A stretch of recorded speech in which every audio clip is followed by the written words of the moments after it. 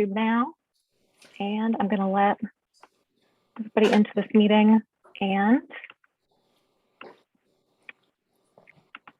okay, wait while we get everybody in here. All right, welcome everybody. I'm going to pull up the agenda really quickly, but the first item on this agenda is to call the meeting to order. 6:41 p.m. running a little bit late, but I'm going to call it 6:41. And did anybody have any problems with the August meeting minutes that I shared, the draft minutes, or can we go ahead and approve those? I have no problem with those. Thank you.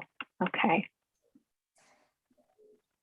So to approve them, John moves to approve them. Can I have a second from somebody?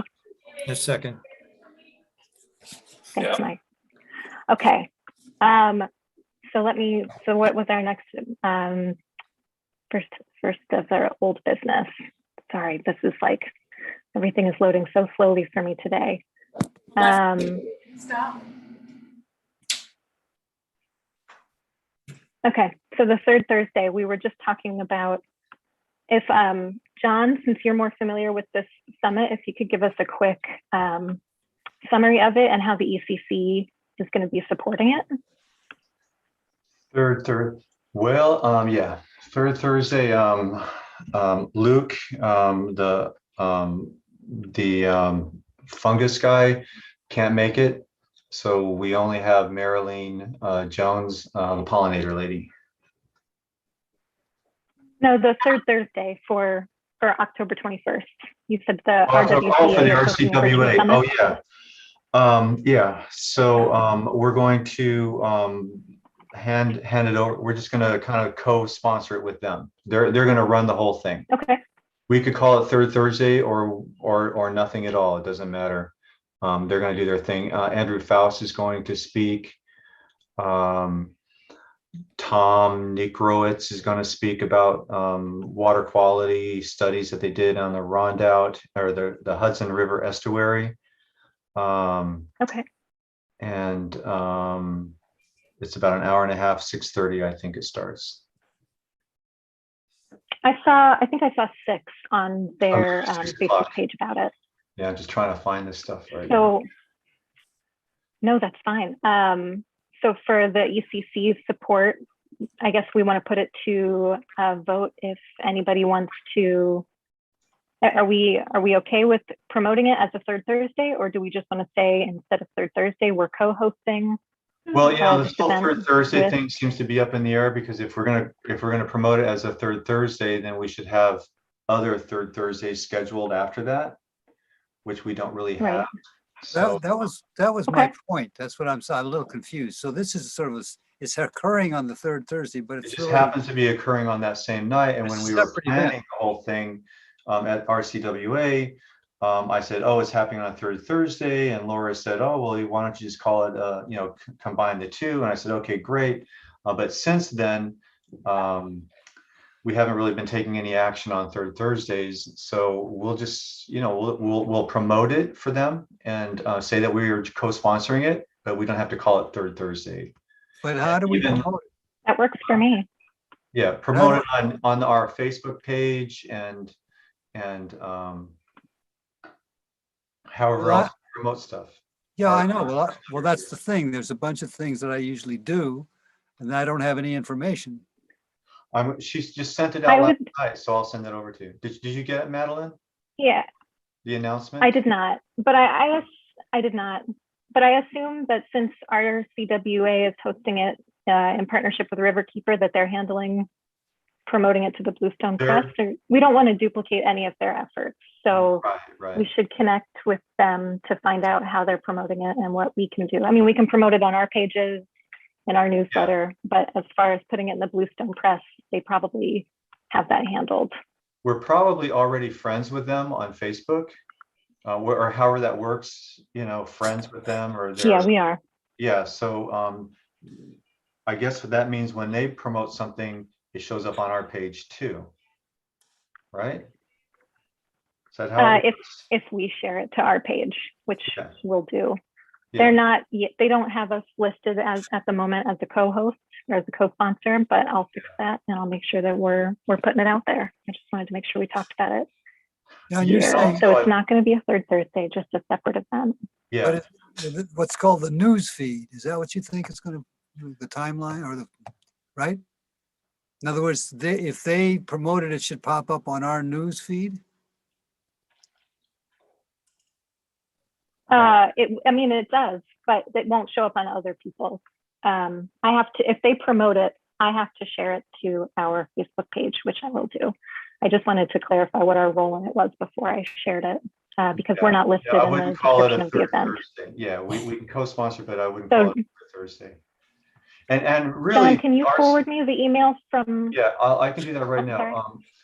Really, the RCWA's original intent was to take all the ECC to combine all the ECCs in the rundown, all of them, and have a representative for each one of the ECCs in the RCWA. And I believe Warsing is in Marbletown. We're in there. I go there, so we're there.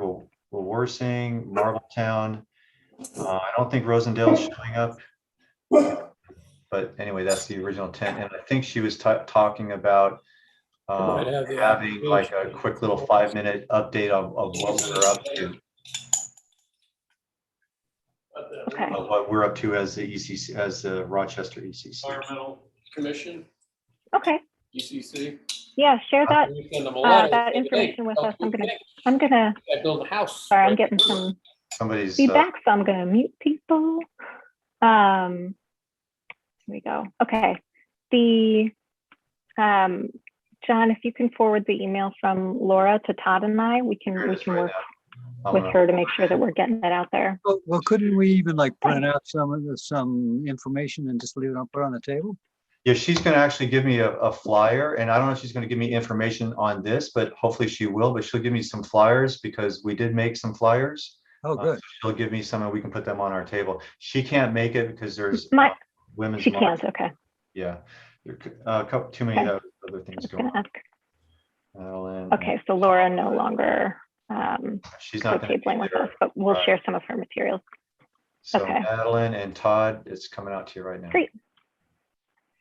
Okie dokie. Yeah, we'll definitely promote that at our table.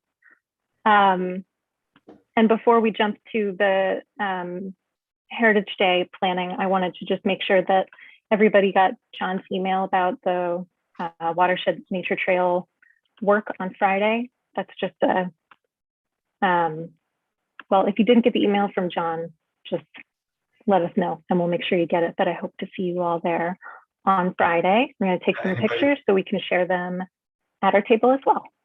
Anybody planning on coming? I am.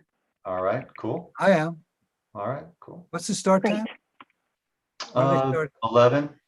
Oh, good. That's like more like my hours. Yeah. Yeah. Okay. Great. Just casual, All right, 11, let's 12, jump. and stay as long as you want. Awesome. 11 to whenever. I love it. All right, let's jump to the Heritage Day planning just to make sure that we've got the schedule covered. And if anybody has any other questions about things that we're missing, did everybody, oh yeah, hi, Anne. Well, because I volunteer for the sign, I have to show up early. But Todd is not, Todd will be coming with me, I assume. Yeah. Okay. So it would kind of make sense for Todd or me. I guess I'm not really officially on the roster, so I wouldn't What be. about Judith? She's just down the street. Maybe we could give her the sign. Is she going to come right at 11?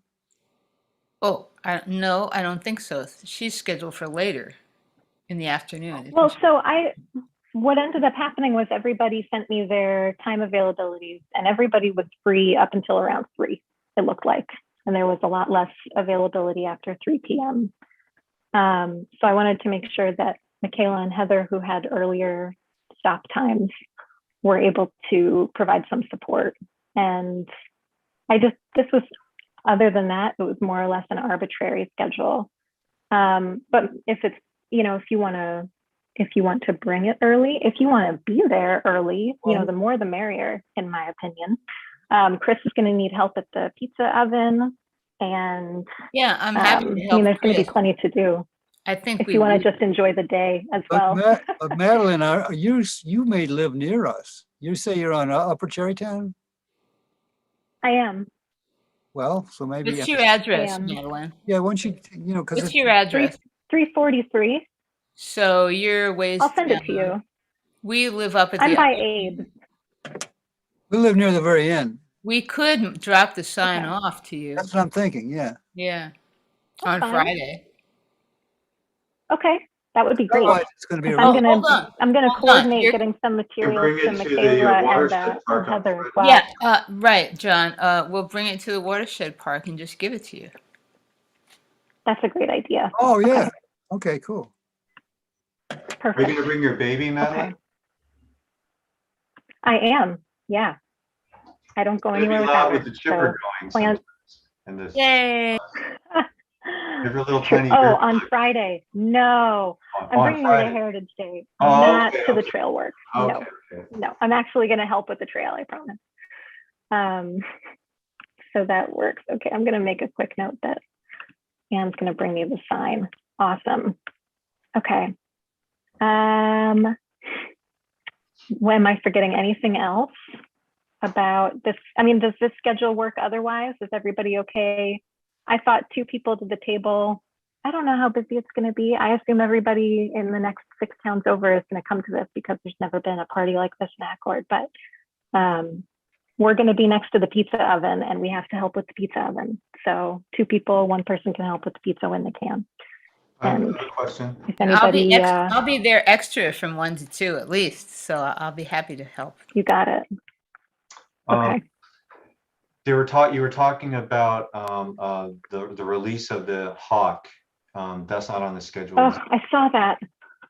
No, no, I saw that go out, and I don't know how that information got out, because that was very much a hope, but not a certainty. It is not going to happen.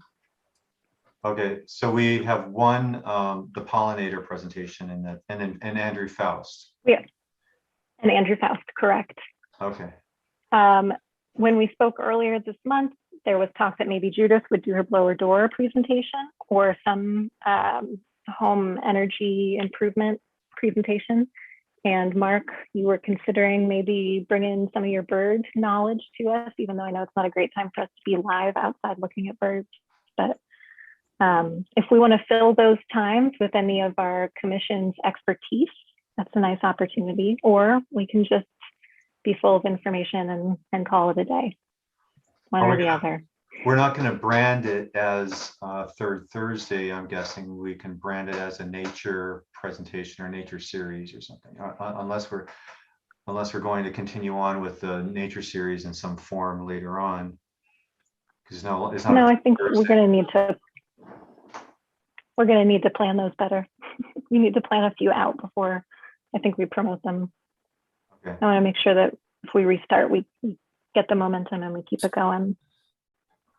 So what is the dynamic of this, John? Do you have particular times when certain people will be presenting? Yeah, well, there's Marilyn from 2 to 3 and Andrew from 5 to 6, and that's what we have. He's from 5 to 6. So when did you want me to? Well, if you got 3 to 4, that would be fine. Yeah. Okay. Okay. I've got in touch with Scott. He hasn't committed yet, but he said call him on the 30th, and hopefully I'll have Scotty there too. That'd be great. Yeah. It doesn't matter what time of year it is. You show your. Yeah. I don't know how it's going to work. I guess I'll just bring my computer and I'll have a bunch of pictures and we Yeah, can just like you've been doing already. Just show the Yep. pictures, talk about the birds, how to identify. We'll just them. talk. It's great. Yeah. Yeah, and we'll have a projector, so that works too. Heather really? is raising her Okay. hand. I didn't even know you could do that like that. Hi, Heather. Hi, I'm sorry. I just wanted to ask, so I see that I'm supposed to be there at 11, but is there any like prep time? Like, what's the handoff for each of these, next like turn of, passing the baton? How are we doing that? Ooh, good Oh, who question. sets up the table? Well, I was going to have Michaela and Heather set it up, but it's really just going to be putting things out, and I can be there to help if that's necessary. We're going to have the sign. They're providing a table and chairs, and they're providing the projector screen and the projector, but the projector or the first presentation isn't until 2, so we don't need to rush to do that. But Heather, you live right up the road from me, so I can get the materials to you even on Friday ahead of time, or I can come and help you guys set it up if you want. It doesn't matter. So, What do you think? yeah, it's fine. I can do setup earlier. It really doesn't matter. I was just sort of, yeah. And where should I park? That's another question I had. I don't know. I was wondering the same thing. I assume it's going to be the municipal lot. That occurred to me today. I have no idea where parking is going to be for Heritage Day. I just assume they're gonna mark really, really well where what the signage is for where people are able to park, but I honestly do not know. Okay. I've been seeing signs for the day, but I don't know what their parking plan is. Why don't I'll reach out to Kate.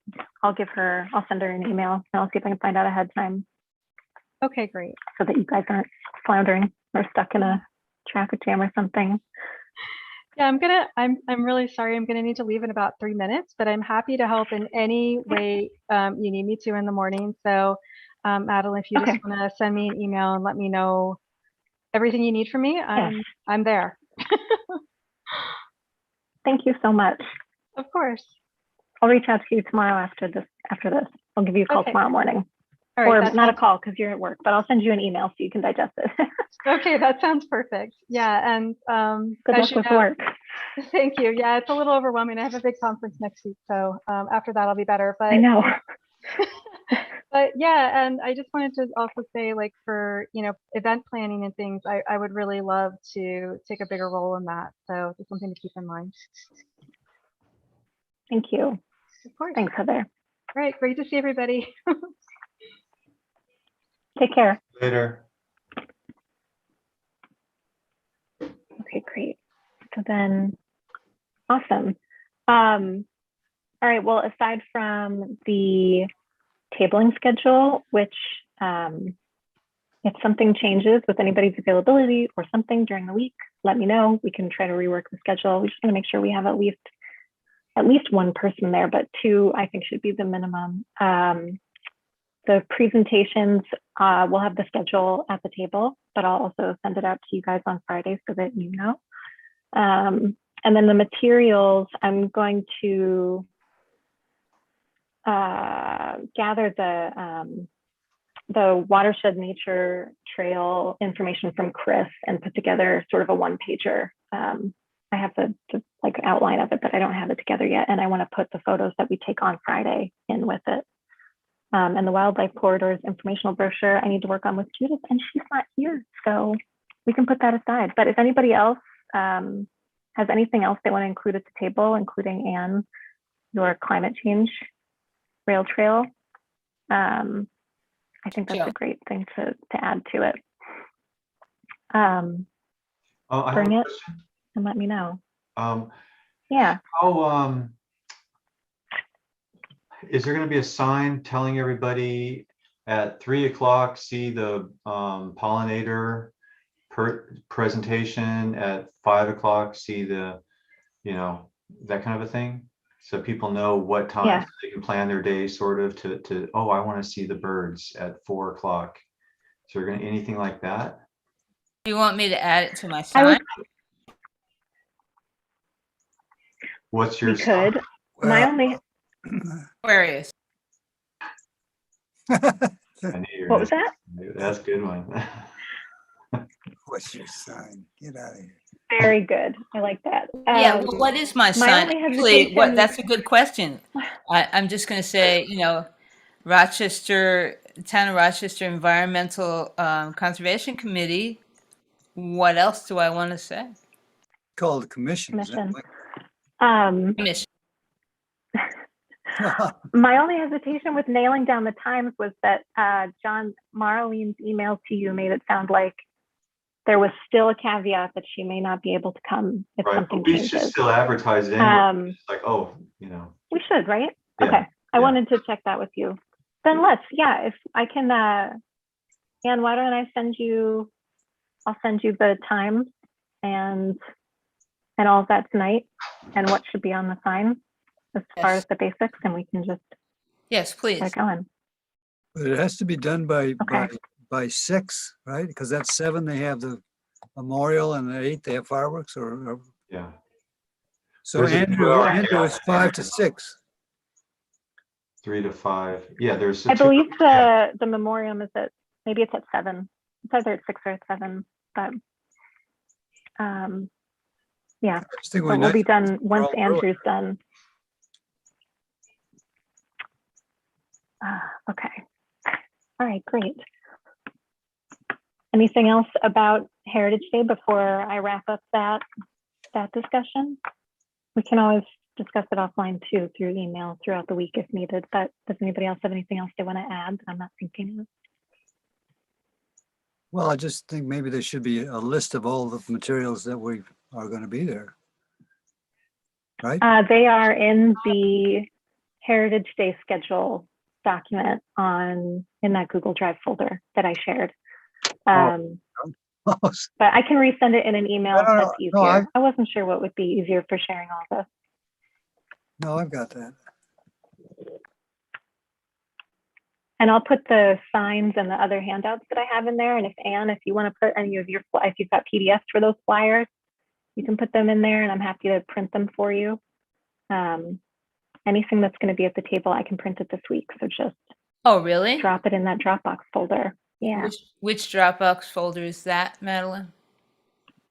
It was the one I sent out with the meeting announcement. I can resend it to you. I'll send you the link directly when I send you the sign info tonight.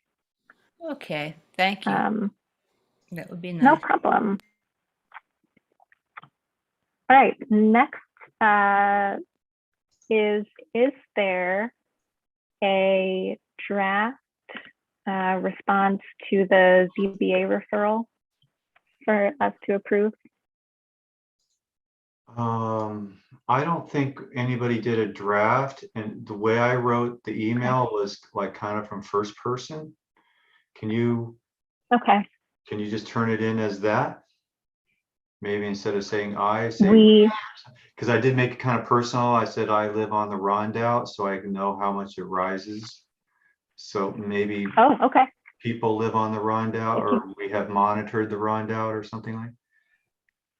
I can fix it and turn it into a draft, but we're going to need the ECC. If it's going to come from the ECC, we should from the ECC. We should have a. Normally, Kayla, you're welcome to last submit public comment on your own regarding it, because the public comment period is still open. So you can send your own letter as well. But if we're sending a letter from the ECC of recommendation from the ECC, then. Hey guys, Michaela, hi. Yes, hi guys. Yeah, So yeah. I did the write up for the last response for the other item that we commented on. So John, I can use that letter that I wrote and just put in the information that the comments that we've all been giving, and I'll condense it into that format. And I think it has the letterhead and everything on it, Madeline. So I'll send it to you. Awesome. Okay. So I can do that. And I'll do that tonight, and I'll get that to you. Okay. No rush to do it tonight, because we have to have a meeting so that everybody can get together and approve it. So we may have to schedule a secondary meeting before the public comment period ends, so that we can get that out. So I'll look for that from you. Yep. Did you say we have to get together to discuss the letter? Is that what you said? If it's coming from the ECC, then the ECC has to vote on the language that's going We have out. to meet to do that, or we can do it by email? No, we have to meet to do that. Has to be a public meeting. Okay, so that means they're gonna hold off on their decision until after we do that? Maybe. I'll find out what their deadline is for this month. They extended it last month. I don't know. I doubt they're going to extend it again, but maybe they will if they're still having difficulty with it. So I'll find out what the public comment period deadline is so that we can get that in time. And maybe we can do one of those ECC lunch meetings. And just as long as I have enough notice that I can put it out so the town can announce that we're having the meeting. So that we can do it by the open meetings law book.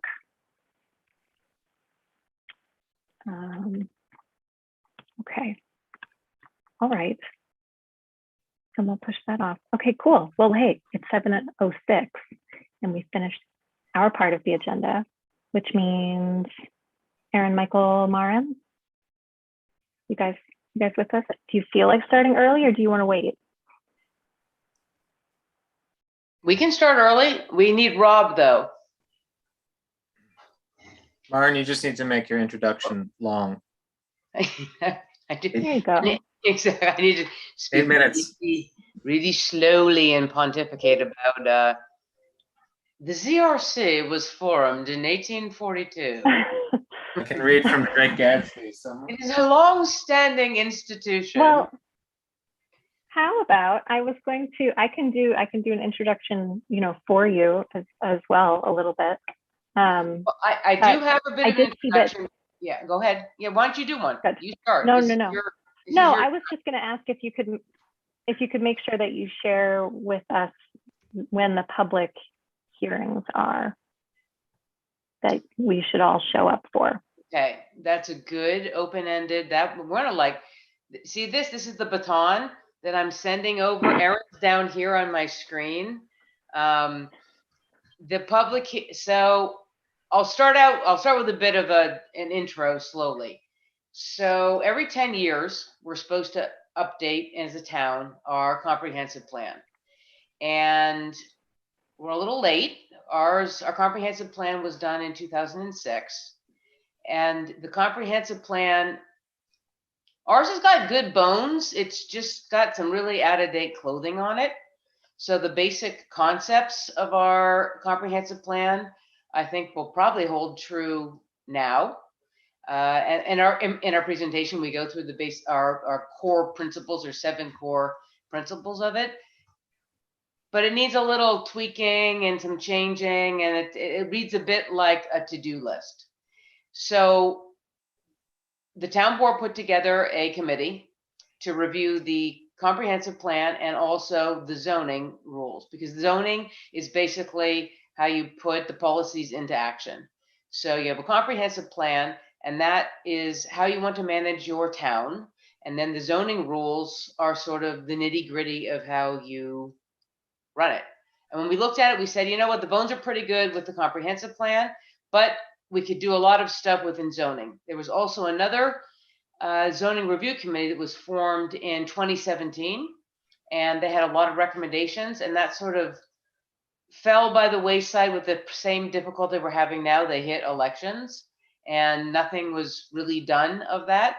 So we took all of their recommendations, put that into our plan, and then added a lot of, let's call it granularity to our key ideas and principles for the comprehensive plan. How could we change our zoning, fix our zoning, better represent our comprehensive plan? And some of the stuff is just, contextual. It is making it a lot clearer that so people, when they actually go to do something in the town, they're able to read through it and it doesn't look like you're reading through Greek.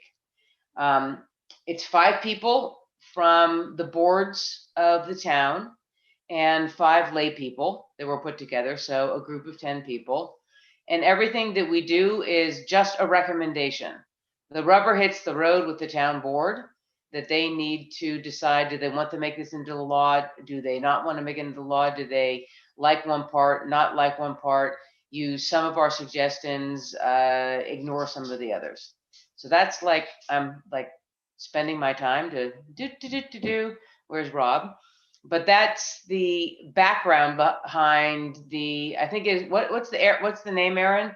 It's the Comprehensive Plan and Land Use Review Committee is the official name. We called it the ZRC because it sort of morphed into the Zoning Review Committee, because we sort of thought we could have more impact through the zoning, because that's what really ends up guiding things, and then taking on the comprehensive plan and cleaning that up in a next committee. So that's my lead in. Aaron,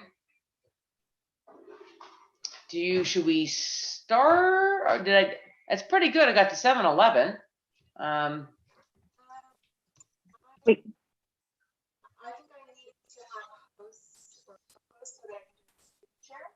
I can't hear Aaron's audio. Yeah, yeah, Aaron, what happened? You guys Yeah. can't hear me at all? no. It's a little better.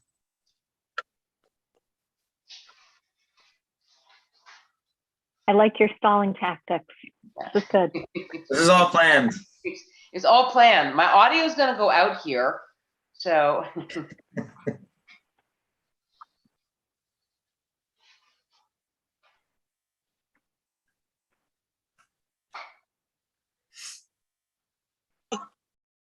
I don't know.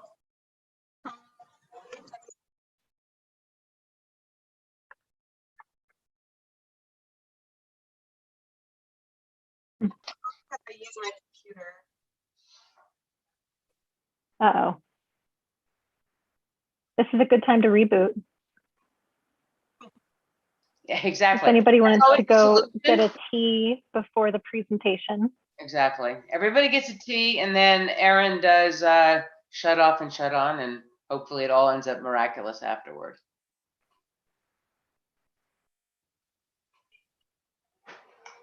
And I'm going to ping Rob.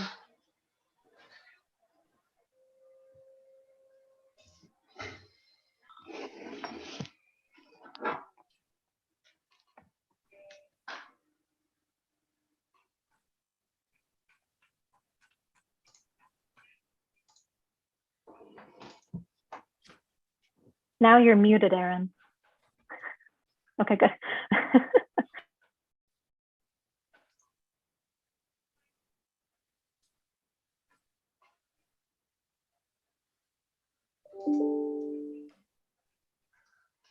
Hear me now?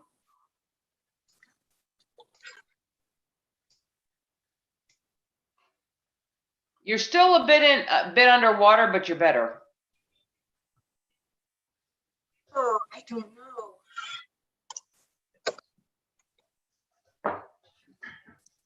There's nothing like physically blocking your microphone or sitting on top of it, papers or anything. Nope. But my computer did get wet today. Oh, that's why you sound like you're underwater. It's perfect. You could also, Aaron, just call in for audio and then just. Yeah. I mean, I can hear you kind of okay as long as you're close to the microphone. Yeah, but sometimes when you call in, you get like the double reverb of the call-in person and the.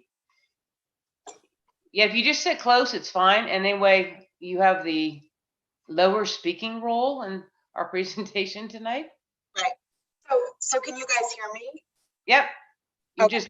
You're just a little like submarine-y sounding. Okay. Sorry. So do you want to share screen? And I just pinged Rob and said we're all waiting for him. Here he comes. There he is. So could I have, who's the host? Madeline? Madeline's the host, I think. Can you give me co-host? Absolutely. Yep, hold on. Sorry about that.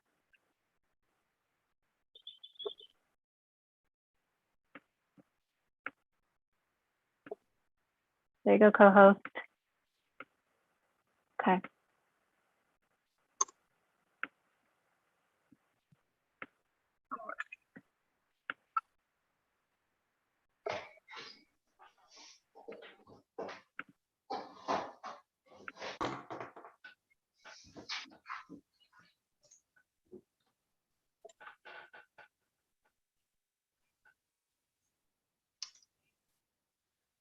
All right, there we are. So since poor Rob just came on, maybe I'll do so we can get his feet wet. I'll go through what is I mean, most of you guys, I would assume, know what is a comprehensive plan, but I can run through. So what is a comprehensive plan? We sort of touched on it before Rob came on. So the next slide, Aaron. So the comprehensive plan is, and anybody on the committee jump in if you think I'm off here. It's the master plan for a town. It's your mission statement. It's what you want. So your master plan for a town could be, I want to look like Shanghai. We want to have, be skyscrapers and an enormous city, and we're going to start from Crunxon right now, or the town of Rochester, and build into that. Or your master plan could be, I want to turn this all into a great nature preserve. It really is what, and that's taken from the people that are in the town, what the layout of the town is, and where you want to go with it. So we have 7 goals. And this is what all our zoning and our subdivision and all of our laws sort of come, and our regulations come from this.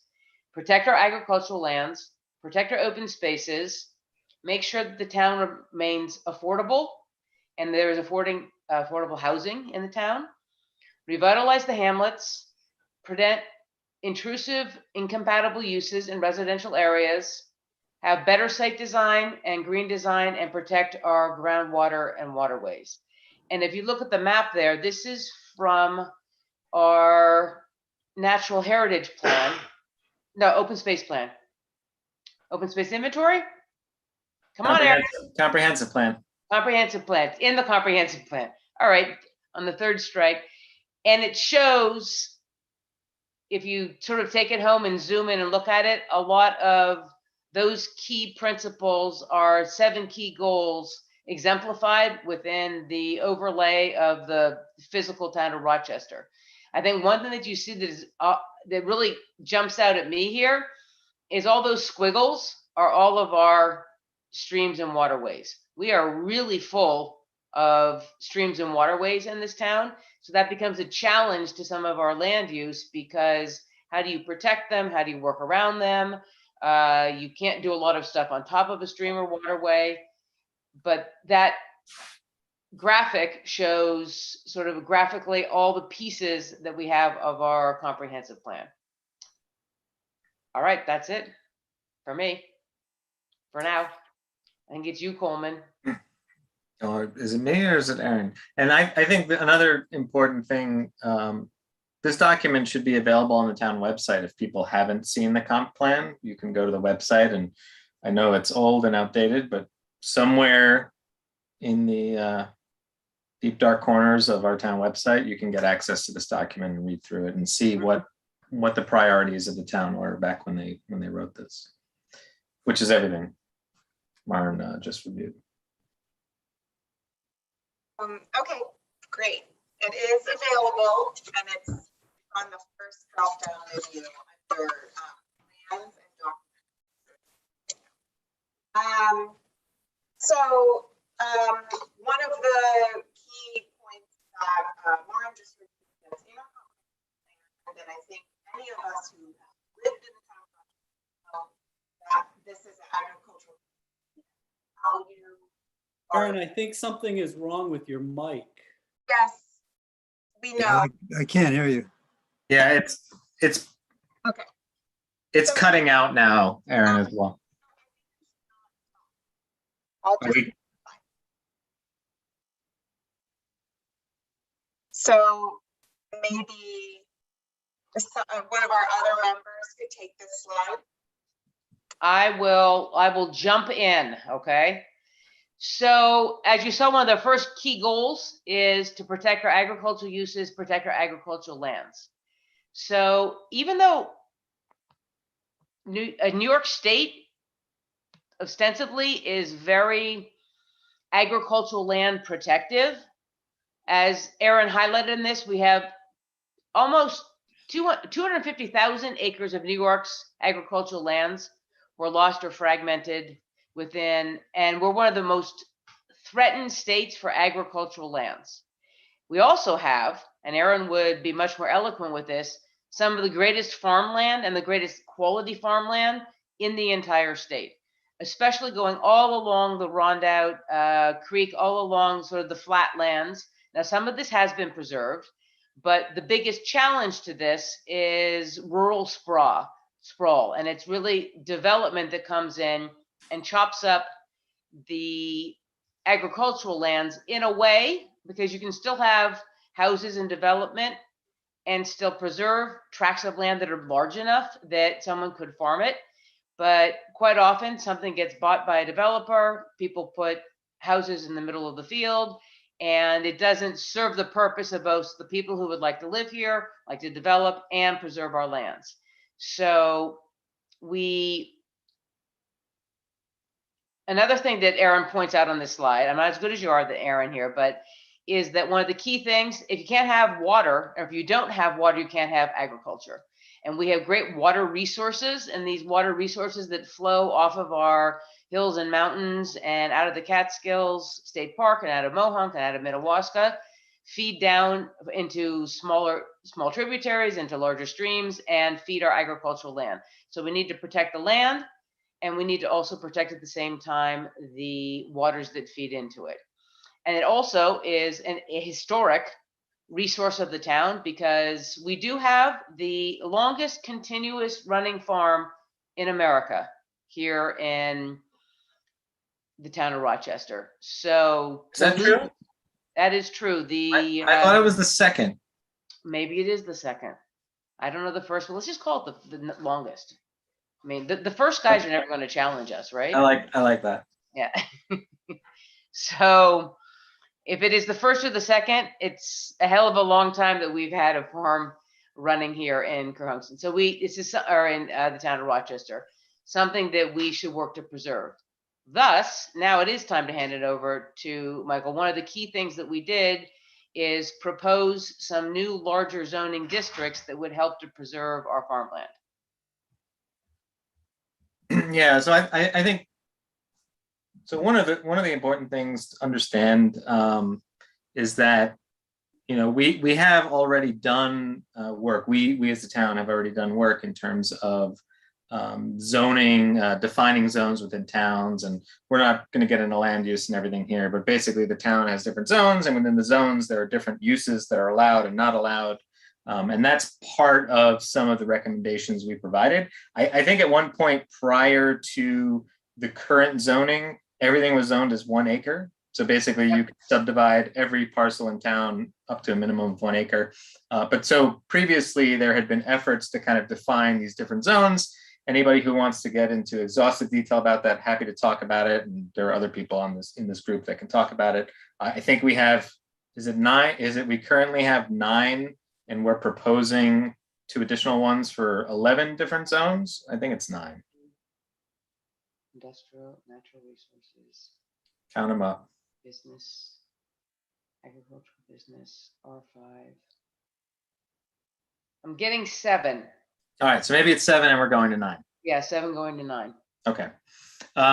So I guess, one of our recommendations in line with protecting this important resource, and Maren also does a good job usually, and we'll do this more in the public comment, of kind of emphasizing you know, the value of this resource to the town. And as I read articles about California and, you know, their water supply drying up and people are actually selling their water instead of growing crops, I think it's even more important that we kind of preserve and keep intact some of these resources. So what you're looking at here, we usually start this with an icebreaker. If you could go back to the previous one, Aaron.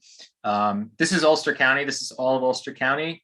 And part of why I was on the committee was because I actually work in the mapping field. So I was able to generate some of these maps. So what you see here in all of the dark brown areas, those are considered soils of statewide importance, or prime soils. So that is basically the good dirt that we have in town. It's hard to see here, but right kind of in the middle, right at the waistline of Ulster County, you can see a faint Rochester. So next slide, Aaron.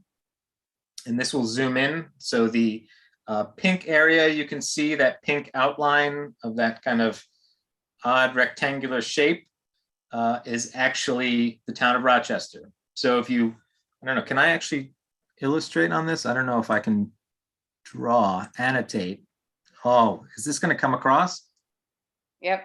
So right here, the little armpit here is, that's actually where the little downtown of Kerhonkson is. 209 kind of runs along here. And then the, it's tough to see here, but the little hamlet of Accord is kind of over here. So that's basically what we're looking at. And then again, this dark brown area, can you guys see my actual cursor, or am I just seeing that? I can see it. Okay, so there's a large swath here. This is all prime soil, and you can see it basically follows along the Rondout and parallels 209. So this is where all of those historic farm properties are today. This is also where some of the large parcels are.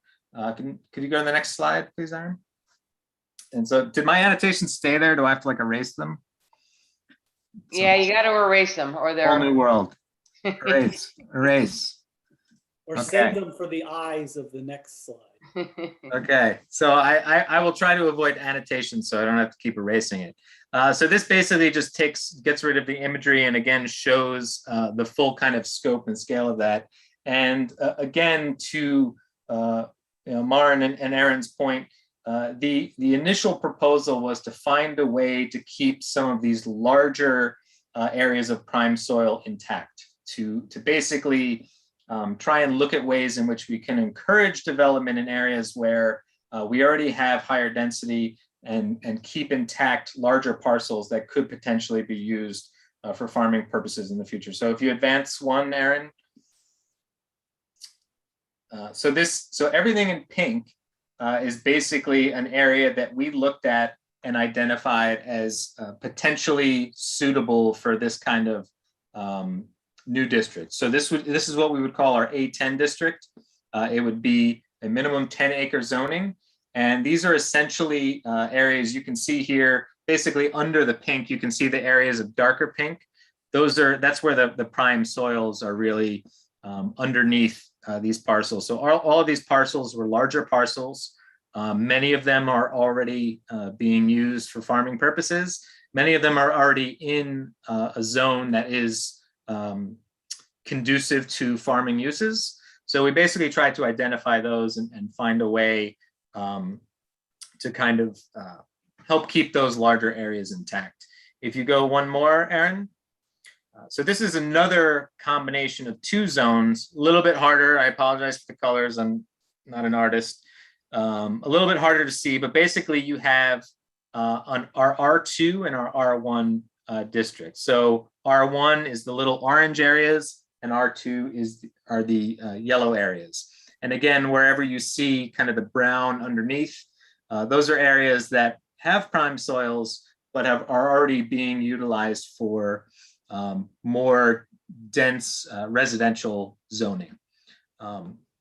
So I think part of what we wanted to illustrate here and what we wanted to emphasize is there's an important balance that needs to happen in the town. There's a balance between wanting to preserve environmentally sensitive areas, to keep our farmlands intact for future agricultural purposes. But there's also housing needs. We're also growing as a town. We have people living in town that want to be able to stay here, want their families to be able to stay and grow here. So the key is to kind of find ways in which we can encourage density in areas that already have higher density, while keeping some of these larger parcels that are utilized for agricultural purposes intact. So again, just wanted to emphasize here, there are already areas where we see this kind of development. This is where moving forward in the town, it would make sense to have additional residential development happening. We have the roads, we have the infrastructure, we have the access for fire, ambulance, things like that. So this is one of our recommendations to the town. I can't remember if there's anything after this. We may be into the next slide. Yes. Okay, my name is Rob Kilpert. I want to first just introduce what ZRC is. We talked about it. We had it originally on our slide. I can quickly cover it. Zoning Review Committee, we serve as an advisory role. We're offering proposed changes for the town board and the public approval. and why it was needed, why it is needed.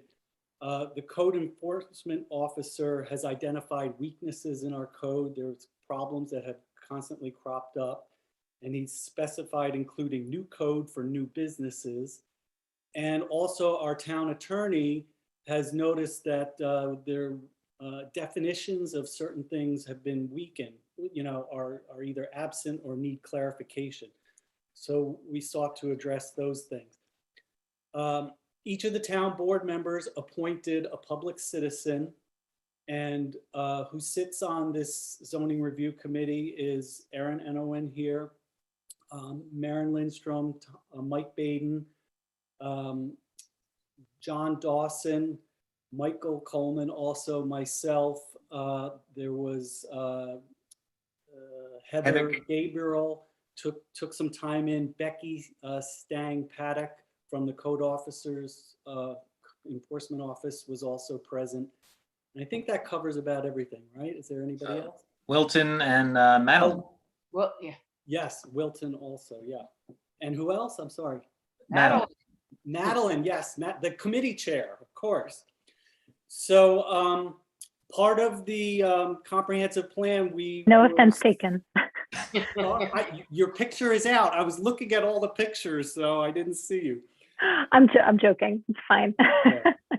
So part of the comprehensive plan, one of the goals was to the protection of quantity and quality of water. And so here we are protecting the quantity and quality of water. So in doing that, we developed a wetlands law, and it's 12 pages. And basically the objective is to protect wildlife habitat, minimize the disruption of sediment and nutrient and pollutant loads on water streams, as we saw in the previous map of Ulster County. And we've determined that from the research, it shows that adequate filtration of unwanted material from flowing into streams is best mediated by increased setbacks. In other words, letting it naturally transition before it makes it into these water sources. So water courses and wetlands are a valuable natural resource, and they serve to allow drainage and flood control. They serve in groundwater and aquifer recharge. They promote wildlife cycles and habitats. They provide for recreation, and they preserve open space. Protecting these resources through practices and regulations also protects the public health and safety and welfare. Research shows that effective wetland protection requires uniform implementation. The regulation of wetlands and waterways serves the interests of farmers and agricultural operations. We've also included definitions. A vernal pond is a pond that is only transient. It's there some of the year and not permanently. There are also such things as intermittent streams and other concepts like a riparian buffer. That's the area along the stream side. So we've identified prohibited activities in the riparian buffer and setback areas.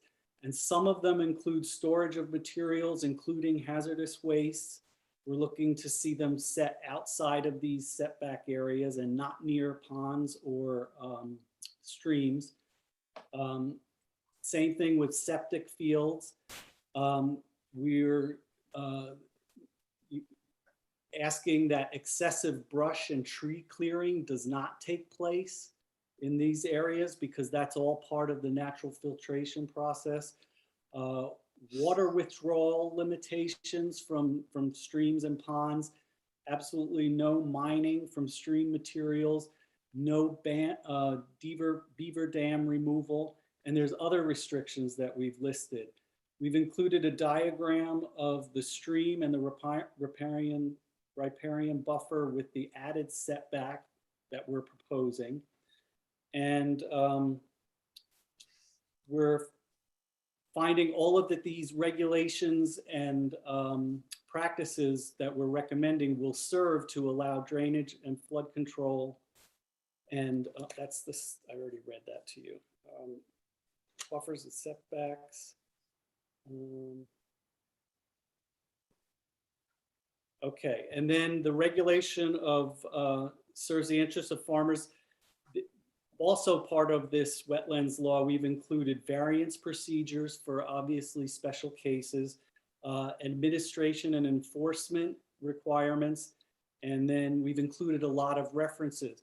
As part of my responsibility of being on this committee, I was asked to participate in DEC webinars and Hudsonia webinars. And from that, I gained a lot of perspective on what other towns were doing to address water issues and important recommendations that were successful in other towns. And so we basically picked and choose what would be appropriate for our town. And that's what we're presenting to the public and to the town board. I'm done. Very good. Thank you, Rob. Now it's Michael. Are you on twice now, Aaron? I am. Yeah. There we go. Aaron's Hey. back. So yeah, and just to emphasize something that Rob was saying, and I think something that we've all been saying.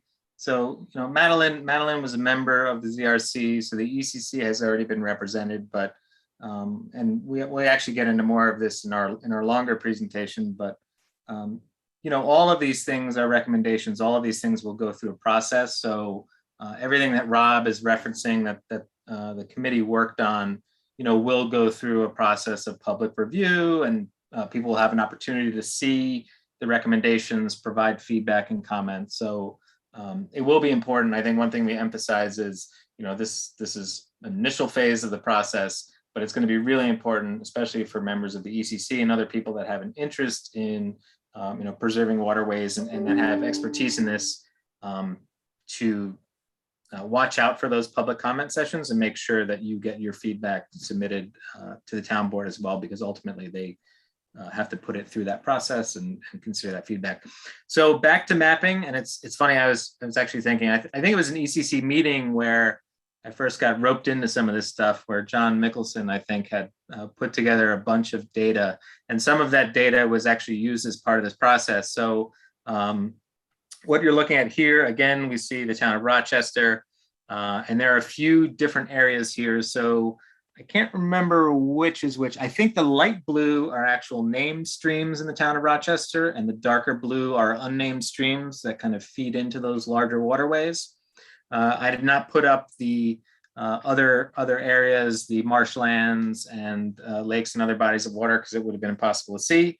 And then the two green and yellow areas are actual forest matrix blocks or linkage zones. So I'm not gonna draw on the screen again because I won't be able to erase it. But if you look on the two larger green sections on the left, there's that little yellow area in the middle. That's right around where the Colony Farm is. That's I know the ECC has been discussing possibly looking at that as a linkage area to connect the Shawagunks and the Catskills as a kind of a natural animal corridor. And then you see the larger linkage zone, and I don't actually know which forest that is on the right. That may just be part of the Shawangunks as well. It's a lot of the Shawangunks. Yeah.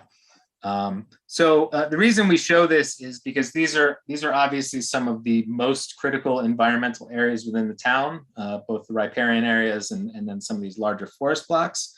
We do have currently we have something called the R5 zone, which was kind of the original zone to protect some of these natural areas. And what we're recommending is that we take some areas that are already in some kind of conservation easement or are already state-owned lands, and we kind of identify those and put them into a new zone, which we call the Protected Land 10. One of the key things we wanted to make sure we emphasize, and we'll see this in a minute, is that a lot of these lands, these are not new additions. These are, again, state-owned lands, or they're already in some kind of protection. So we're pretty lucky that way in terms of the town. So what Aaron just advanced on the screen there, you see that darker area of green. This would be the new proposed PL10 area. So you see it's most of the lands up in the Catskills, in the Gunks, and then the one that's kind of in the middle there is the Bly, which obviously is a sensitive water feature within town. Next slide, Aaron. The darker kind of gray area that just popped up, that is the R5. So like I said, that previously that was our largest parcel. That was for areas where there were low well yields or where development would be challenging for any number of reasons, whether steep slopes or because there's a lot of rivers and streams in the area, or it's marshlands. So that's another kind of level of preserved land. Go ahead, Aaron. The pink, would you remember, is our A10 area. And then the next slide. And so this is really to illustrate how much, that's it. This is to illustrate how much of these lands are actually already in protection. So everything that you see in red is either New York State land, is owned by Mohunk Preserve or one other or various other state entities, or is land where the landowners have already put those properties into conservation easement or some form of easement. So definitely along the Catskills and in the Gunks, but also you'll notice that some of those larger parcels along 209, some of those farmlands are actually already in some kind of agricultural easement. So again, we just wanted to highlight here, this is kind of guiding developers and also property owners to make it a little bit easier for them to understand, whether they're in an environmentally sensitive area or whether the parcel that they're looking at might potentially be less suitable for extensive development. So this is one of the recommendations we had for the town. I think that is it on this. Yep, that's where I jump in. So obviously from my planning board experience, I could throw a question out to everybody. Everybody can write it down and give it to Madeline, and we can see how many new houses were built, new property development in 2020 and 2021, and how many new subdivisions we have sitting in front of the planning board right now to, let's say, 2021 to going forward. I'll be curious to see what everybody's numbers come up with. They can be submitted, and whoever is closest to the real number will get vegetables from Erin. So what we're finding is there are a lot of the easier to develop, and as Michael said, call it clean development, that it's R1 or R2, it's flat land, it's not agricultural land, you don't have steep slopes, you don't have endangered species, you don't have core forest as identified by the DEC, a whole list of things. Those are getting rarer and rarer for development, and so people are now buying big tracts of undeveloped land that unfortunately have a lot of constraints. They have streams, they have steep slopes, they have endangered species, they have core forest land, etc. So this will sort of help, I guess you could call it, feathering down some of those areas that are very difficult to develop and make them more protected, because their ability to be developed is going to end up that they can't be developed anyway because of these constraints, or they'll be very tough for them to develop. So some of the A10 and the PL10 will help to sort of put everybody on the same even playing field. So one of the things that goes through that, Michael showed how we're proposing to change some of the zoning districts, is what you can do in that district. So this is the proposed schedule of district regulations, and the schedule of district regulations is what you can do in a zoning district.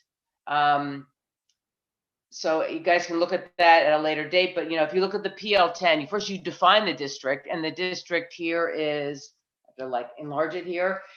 This district is intended to protect the town's critical high value natural resources, watershed, and large open areas of the town as specified in the comprehensive plan, while allowing for both very low density residential and accessory uses.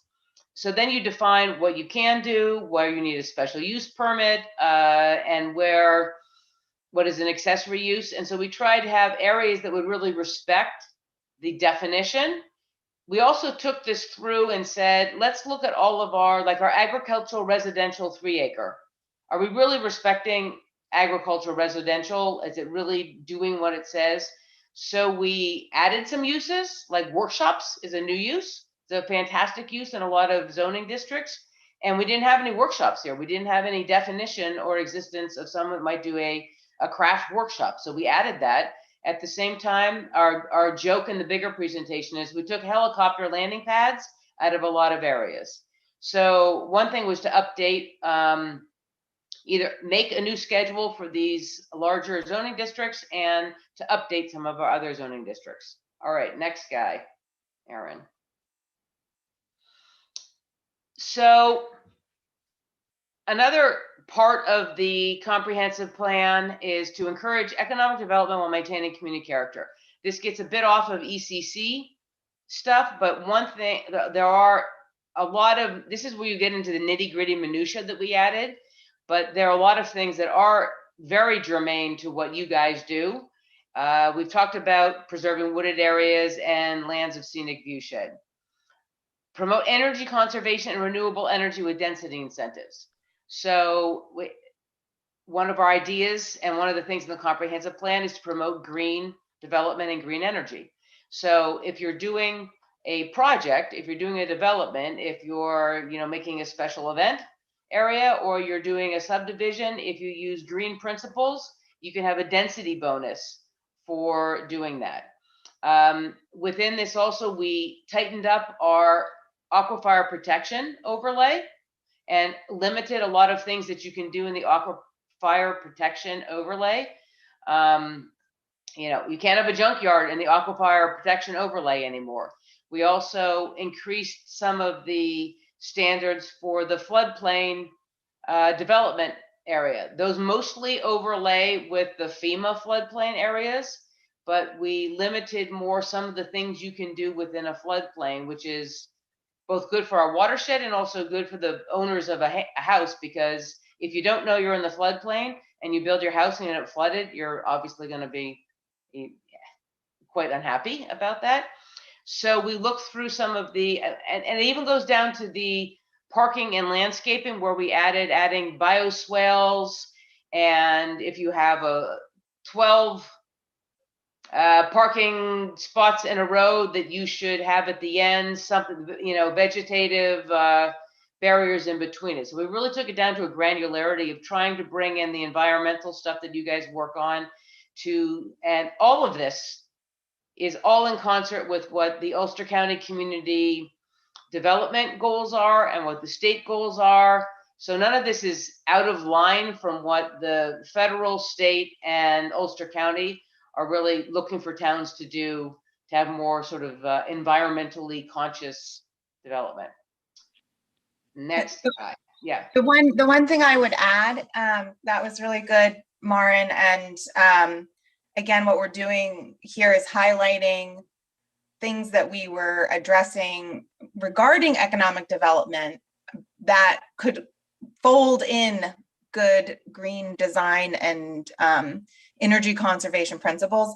And one of the big ones is we really updated the signage and lighting, which also has a huge impact on the environment and the nighttime sky and all of that. So that was a big one that we really updated with modern language, and I just wanted to add that one in. No, there. That's totally good, Aaron.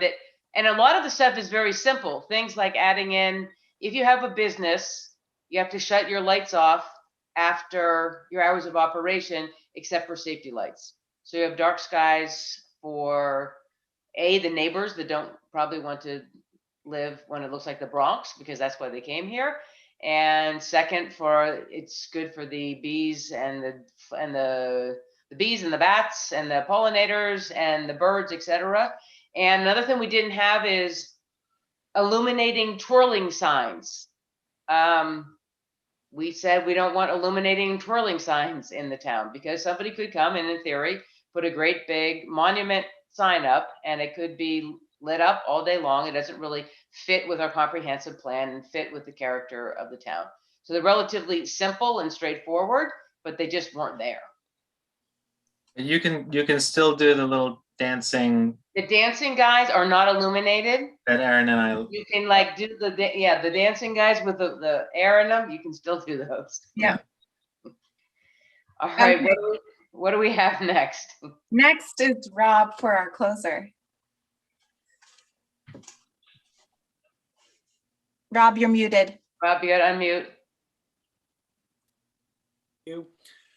With all of our proposed changes, we thought about what would be some of the future headlines that we might see. And while we cannot guarantee that we will see these headlines, we can come much closer to these becoming a reality if we incorporate our proposed changes. And it was wonderful working with everybody on this committee. I think everybody contributed equally, bringing great ideas and good information.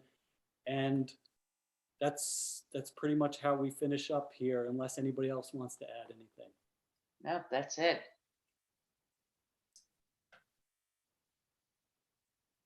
And then we were proposing, what would you like to see in the headlines? So that could be something that, you know, we reach out to the public for, and as well other committees. So there we go. Do we have Q&A? Yeah, I have I guess that maybe I'm not paying attention here, but this is just your advice, right? I mean, it is not enforceable, or is it? No, it is just our advice. This goes to the town board, and the town board, Aaron, correct me if I phrased this incorrectly, they accept to review our advice. So they could have said, "No, we don't want to look at anything," and thrown it out the window, but they've accepted to review it. So parts of it could become law, all of it could become law, or none of it could become law. But they're in the process now of reviewing it and saying, yep, this does represent our comprehensive plan and we'd like to incorporate this. So they can make it law? The town board is the one who makes law, yep. Yes. So we had in the past, if I'm not mistaken, I think there was somebody who was objected and that didn't go through, something like that. You know, in the past, yeah, it could not go through. It could, quote unquote, die in committee, as you hear on the news.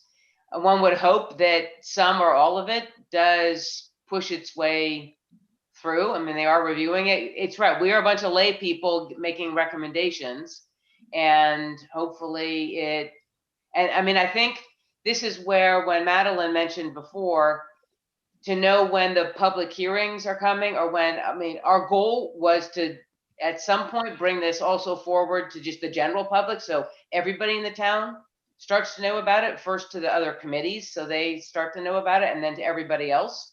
And the more the public says, yeah, oh my gosh, I love this idea, and, or, oh my gosh, I hate this idea, that informs the town as to what they should push forward with and not push forward with. Well, but I felt like in the past, the other time, there was like a bunch of various objections, and they seemed much more organized. They seem to have very specific objections. And I thought that we, or, you know, were not really that prepared in rebuttal. You know what I mean? Like, yeah. There was a people that said, oh, we have this tree farm and it's going to be ruined. And I don't know what they were talking about, but I'm just saying we weren't really prepared to say, oh, don't worry about it. Yours won't be affected, or this, you know, we didn't have an answer. Yeah. And I think, again, that's really why the public hearings on this are going to be so important, because everybody knows, you know, rumor mill starts, information, you know, gets miscommunicated, and there's no kind of counterpoint raised, or there's no, to your point, Todd, you know, coherent kind of explanation for a particular objection. Then that kind of can build the force and start to snowball. So I think, you know, Lauren mentioned earlier, this process had been done in 2017, and we actually took a lot of that work. So the good news is that it's been presented to the board. They have all of this information. It doesn't expire. There's no timeline. There's no requirement to do it in one fell swoop. They can pick and choose pieces of it. In fact, they already took some of it and have been working it through the process on the short-term transient rental stuff. So it's out there, it's in the ether. I think the important thing now is to make sure that people who have an interest in this, people who have kind of background and knowledge to be able to your point, make sure people understand the importance of this, are following these things, are informed, and can actually speak, in support of the changes that they support, or object to the changes that they object to. And if I could just add one thing, or two things. One is just like everyone's been saying, it's a whole process, but the zoning review committee is a town board created committee. So that we were asked by the town board to do this work. So, it would be, they said, please take a look. And so that is, we delivered our body of work that we were asked to do. And just like all the laws, by the time it's considered and anything that gets adopted is adopted, it's going to look a little different because there's going to be input. And one of the sources of input is going to be the ECC. So if once the laws get to that point, there's a referral process. It's just like every law. And then the second thing I would say is you also don't have to wait till a public hearing on a specific law. Right now, the board is trying to decide which parts we want to focus on first, and because we're breaking it up into pieces. And I think we're going to have a discussion tomorrow about, what different board members would like to address first. But you don't have to wait until a public hearing as an individual. I think as an individual, if there's something that sounds really important, you can write a letter addressed to the board and let them know. And so that's just another way of having your voice be heard in any law process, but specifically this. If there's something that you particularly like and really want to see prioritized, or the opposite, write a letter addressed to the town board, send it to our clerk. And you also, at every regular meeting, which is the first Thursday of every month, we have a public comment period where you can either submit a public comment in writing that can get read, or you can come to the meeting and speak directly to the board. So I just wanted to add that.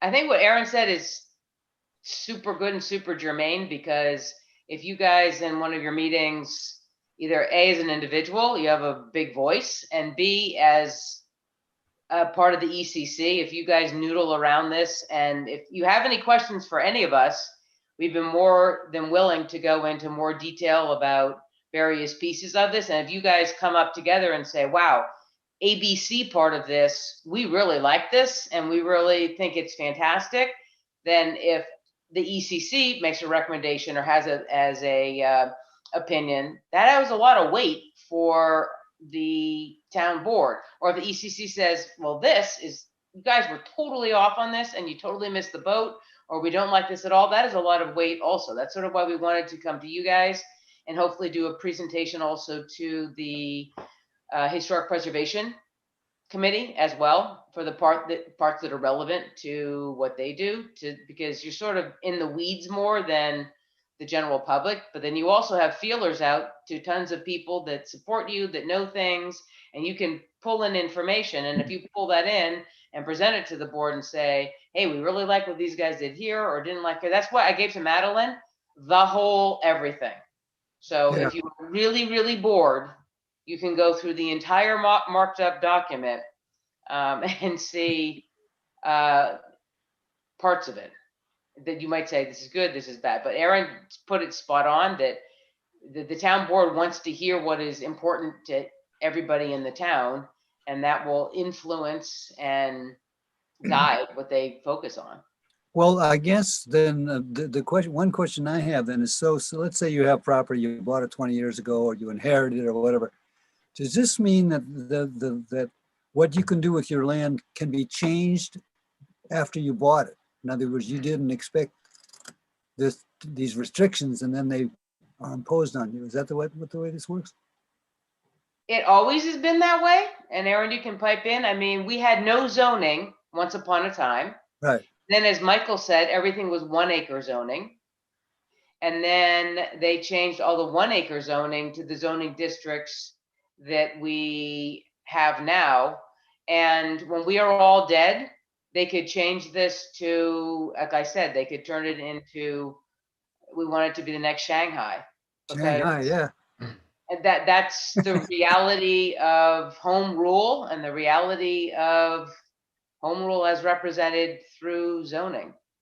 But our there's job- also, if I could just, Todd, I just wanted to speak to one point on that, is that it's the potential that changes. If you have a use Right. on your property that you're engaged in, that you registered for and was allowed when you bought your property, that process is called grandfathering. If you've heard of the term grandfathering, and if you've heard of the term non-conforming. So when code changes, there's always a bunch of things that get grandfathered in. There's also a bunch of things that might potentially go from conforming to non-conforming, and that's the code being flexible and reasonable. And then I'd also say there's the whole thing is there's part of the whole process can take lots of different shapes. So it's not necessarily just that, oh, the board's just gonna like pass this, but people will be notified, they can talk to the board, they can, it's a much more, it can be, and I think it will be a much more detailed process once the board is actually considering some of this. But everything that Maren said is true. Yes, the code can change, and that changes the potential of what you could do with your property. And there's also the opportunity for a Board of Appeals variance if you can petition that body to buy into your idea of what it is, then it could be influenced that way. So that means an exception. Yeah. Well, I want to say I'm really impressed by the environmental nature of it, hanging on to the wetlands and the contiguous areas, contiguous forests, and I think it was a great job. Thank you. So right on. Thanks. Thank you very much. Well, and you can look at the references that we used. They're all current things that, everyone is doing. And we also participated in a mandatory Ulster County Planning Commission's webinar on density. Get ready for the numbers because we have to make room for new development. Absolutely. However, we do not have town water or sewer. So we have to be careful about the choices we make. And so since it's an agricultural community, we also have to protect the water supply and the open areas. And, to us, this made the strategy, And let me just point one other thing out. Andrew Faust is going to speak at the RCWA. I think it's, I'm not sure what the date is, but he's going to be talking about biodigesters. And this is a futuristic, actually it's not that futuristic, but it's far better than typical wastewater treatment systems. And you might be very interested to check that out at this RCAWA thing that we were talking about earlier. That's great. Yeah, well, that would be an alternative to meat. Yeah, much better. Yeah. And also something that we have, some of our hamlet areas, we have wanted to develop them, but they're almost undevelopable because of the cost, because you hit bedrock and something like that could make it, you could have some kind of community treatment, et cetera, outside of blasting bedrock, which is completely uneconomically feasible for our area. That could be something that can give you something there. Yeah, if you can check it out, then I should definitely do that. That'd be cool. Can you comment on the extent to which this was a unanimous process? Were there areas of controversy? Obviously, socially in town here, there are going to be a lot of hot spots of controversy. And I'm not sure if that came up in your discussions and how you handled it, or did it not? We Of never course. fought. We did not We fight never at all. fought. No, we agreed on everything, Larry. I mean, this was so unanimous. I mean, all our meetings took like 7 minutes, and we're like, yeah, go for it. Perfect. Are you kidding me? So what were the hot spots, lady? I think our biggest hotspots was the ECC, and not the ECC, the EEO.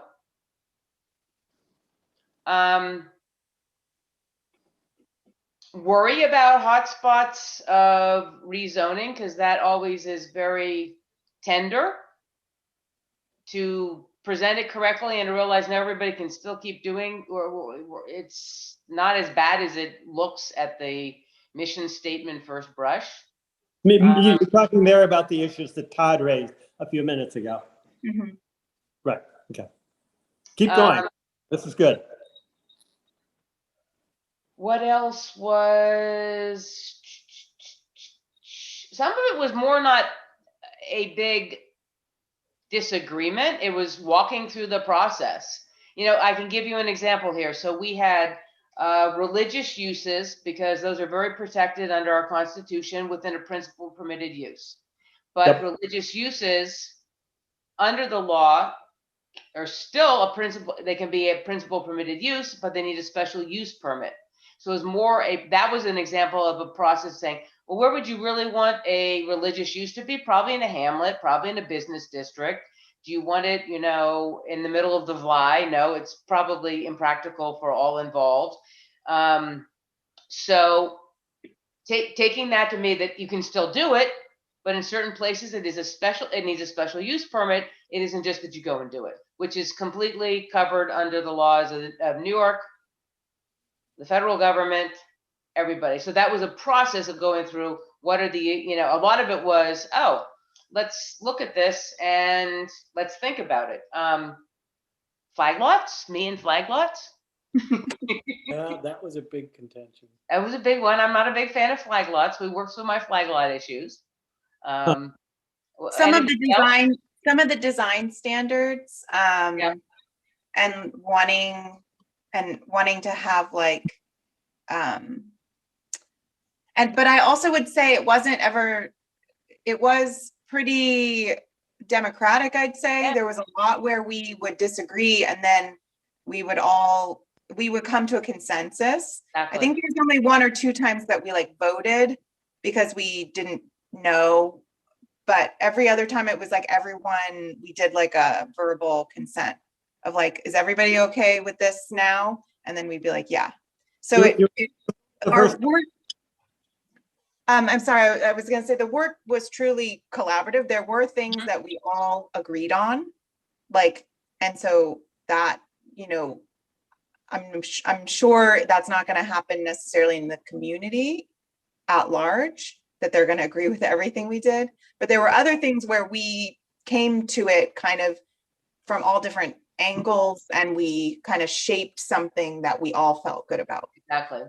Most of the time, that's what happened. We said, you know, you started out with scattered, it was a lot of whiteboarding. You came out with a whiteboarding idea, and we all brought it into like, oh yeah, that's the best solution that hits everybody's wishes, desires, and concerns. So it was extremely collaborative. I think too, there's a lot of historical knowledge, both in terms of why code was written one way as opposed to another, or, you know, Heather has been working, you know, for an architectural firm that's been doing a lot of development in the area for years. Jack Dawson obviously has been developing in town for years. So people really knew a lot of those core issues, and that's where, you know, people would want to do one thing and then somebody would be like, well, you know, here's why that's a problem. And I don't think we ever raised voices, but we did have stern discussions sometimes. But to everyone's point, I think it was pretty, we were very diplomatic with one another. There was no throwing of chairs or anything. And I'm sorry, Larry, go ahead. It was only in the first meeting or two that you let the unwashed public like me in, I think. And then after that, you were all pretty much off on your own.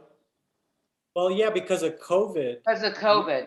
But you did it on Zoom and you decided not, I am being critical, but it's, I just want to know what the facts are. I think it was, you could have done Zoom meetings or YouTube and let us watch or participate like this. But you did, the point is you didn't. So you haven't really had public contact. This is probably one of your first semi-public exposures of your thinking by a broader circle. Sure, you're right. And so, and also in terms of this committee, we won't really, the rubber won't hit the road on this until next year after we elect our new council, our new town board, and not necessarily new, I guess, yes, necessarily new, and get the town supervisor in place. And then it will, the intent is that probably it will start as an important item in the new year. We hope. I'm hoping that we're actually gonna start sooner than that. Like that we'll be able to get some things in motion before then, because we have, 3 more months, and it would be a shame if we didn't take any action on this as a board for 3 months. But I think it's true, the bulk of it would be in 2022. But we've seen that for every law, like the short-term transient rental law and some of the other things that we pushed through, they were started in the late fall and they came, with the process went until the spring. So the ECC, what you said earlier was that the ECC can kind of lobby to, on the record, lobby to have some of the environmental priorities that are on the table addressed sooner rather than later.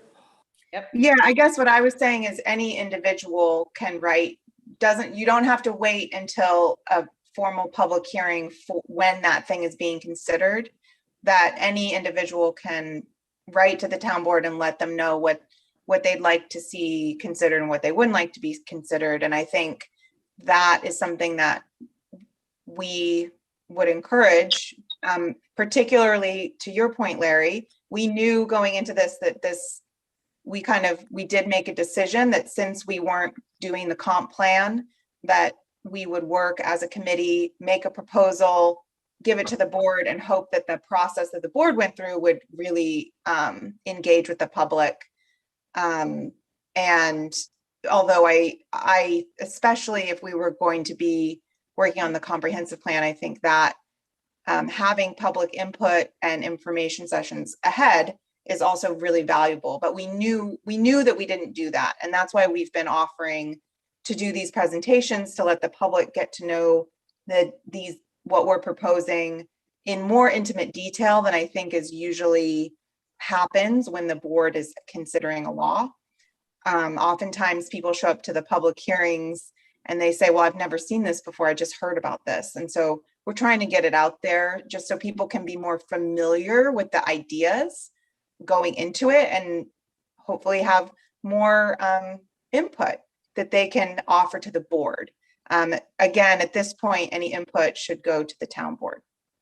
And just regarding future presentations, the idea was thrown out that we could present to different audiences. The Environmental Commission is one audience, farmers, business leaders, another audience, and so we thought, tailoring the presentation for those groups might get more interest in creating more questions or adding more changes to it.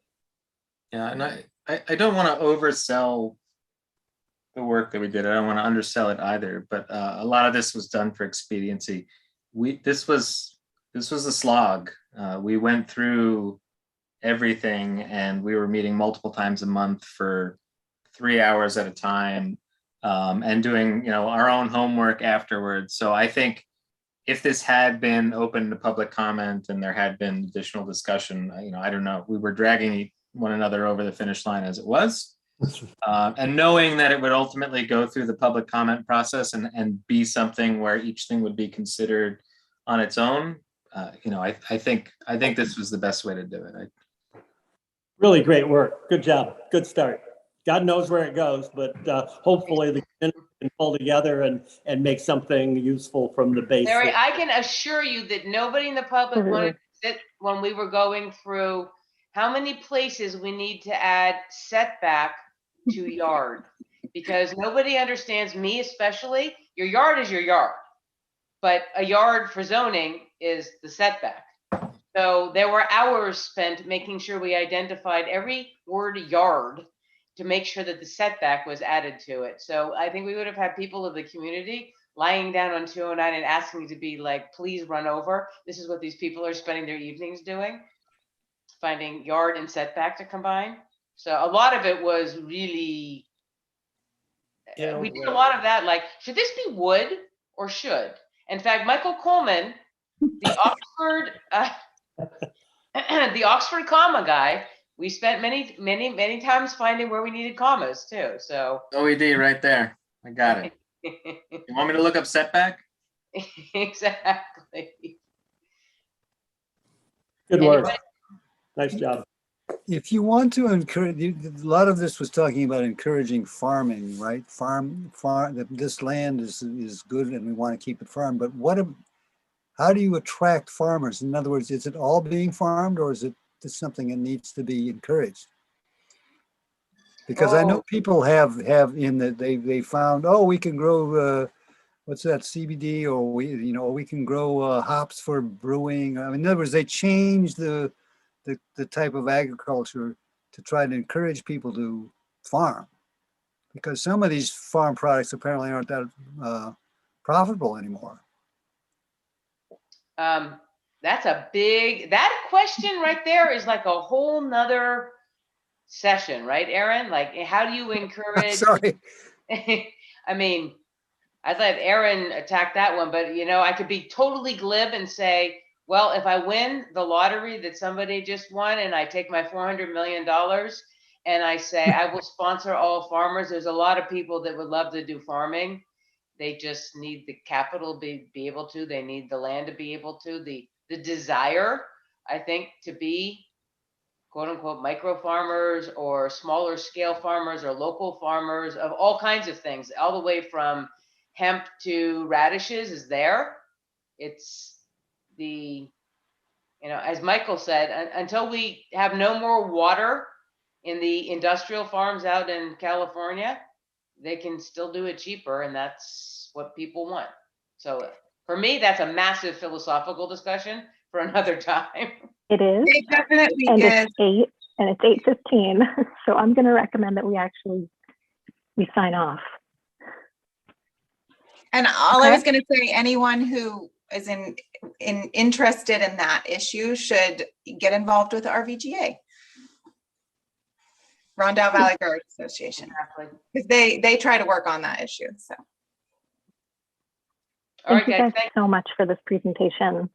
Thank you guys for delaying dinner. Thanks all. This was great. Okay. Thanks, guys. Thank you Bye. so much. Thank you. Meeting adjourned.